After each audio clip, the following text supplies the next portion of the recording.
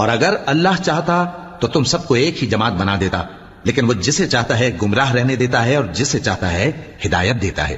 اور جو عمل تم کرتے ہو اس دن ان کے بارے میں تم سے ضرور پوچھا جائے گا۔ اور اپنی قسموں کو آپس میں اس بات کا ذریعہ نہ بناؤ کہ لوگوں کے قدم جم چکنے کے بعد لڑکھڑا جائیں، اور اس وجہ سے کہ تم نے لوگوں کو اللہ کے راستے سے روکا تم کو سزا چکھنی پڑے اور تمہیں بڑا سخت عذاب ملے۔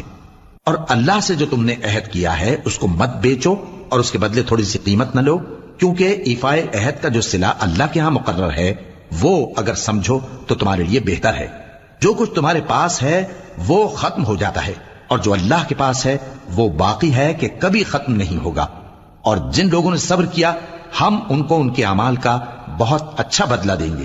جو شخص نیک اعمال کرے گا، مرد ہو یا عورت، اور وہ مومن بھی ہوگا، تو ہم اس کو دنیا میں پاک زندگی بسر کروائیں گے اور آخرت میں ان کے اعمال کا نہایت اچھا صلہ دیں گے۔ سو جب تم قرآن پڑھنے لگو تو شیطان مردود سے اللہ کی پناہ مانگ لیا کرو۔ حقیقت یہ ہے کہ جو مومن ہیں اور اپنے پروردگار پر بھروسہ رکھتے ہیں ان پر اس کا کچھ زور نہیں چلتا۔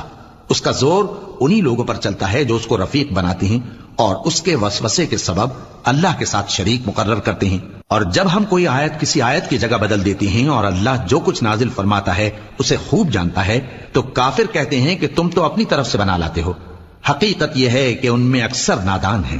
کہہ دو کہ اس کو روح القدس تمہارے پروردگار کی طرف سے سچائی کے ساتھ لے کر نازل ہوئے ہیں تاکہ یہ قرآن مومنوں کو ثابت قدم رکھے، اور حکم ماننے والوں کے لیے تو یہ ہدایت اور بشارت ہے۔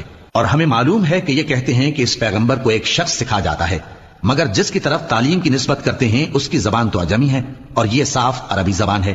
جو لوگ اللہ کی آیتوں پر ایمان نہیں لاتے ان کو اللہ ہدایت نہیں دیتا اور ان کے لیے عذاب علیم ہے۔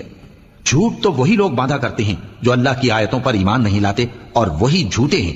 جو شخص ایمان لانے کے بعد اللہ کے ساتھ کفر کرے وہ نہیں جو کفر پر زبردستی مجبور کیا جائے اور اس کا دل ایمان کے ساتھ مطمئن ہو، بلکہ وہ جو دل سے اور دل کھول کر کفر کرے، تو ایسوں پر اللہ کا غضب ہے اور ان کو بڑا سخت عذاب ہوگا۔ یہ اس لیے کہ انہوں نے دنیا کی زندگی کو آخرت کے مقابلے میں عزیز تر رکھا، اور اس لیے کہ اللہ کافر لوگوں کو ہدایت نہیں دیتا۔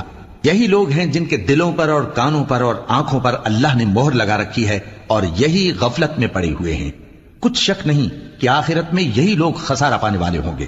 پھر جن لوگوں نے ایذائیں اٹھانے کے بعد ترک وطن کیا، پھر جہاد کیا اور ثابت قدم رہے، تمہارا پروردگار ان کو بے شک ان آزمائشوں کے بعد بخشنے والا ہے، رحمت کرنے والا ہے۔ جس دن ہر شخص اپنی طرف سے جھگڑا کرنے آئے گا اور ہر شخص کو اس کے اعمال کا پورا پورا بدلہ دیا جائے گا اور کسی کا نقصان نہیں کیا جائے گا۔